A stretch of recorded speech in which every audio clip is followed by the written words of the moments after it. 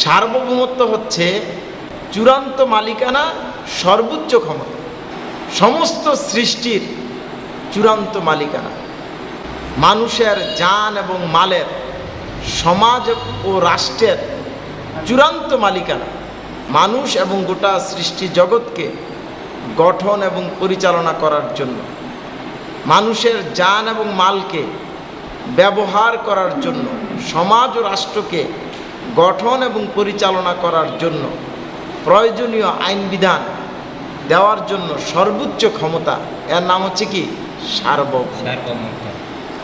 এই সার্বভৌমত্বটা যার, আইন বিধান হয় তার। আইন বিধান কি? সার্বভৌম মালিকের পক্ষ থেকে যা আদেশ করা হয়, যা নিষেধ করা হয়, যা ইচ্ছা পোষণ করা হয়, যে মতামত পেশ করা হয়, তাকে কি বলা হয়? আইন বিধান।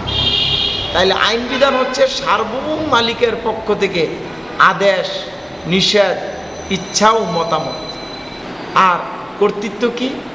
সার্বভৌম মালিকের পক্ষ থেকে যে আদেশ করা হলো, নিষেধ করা হলো, এই আদেশ এবং নিষেধের বাস্তবায়ন, আইনের প্রয়োগ, এটা হচ্ছে কি? কর্তৃত্ব। সার্বভৌমত্ব যার, আইন বিধান হয় তার।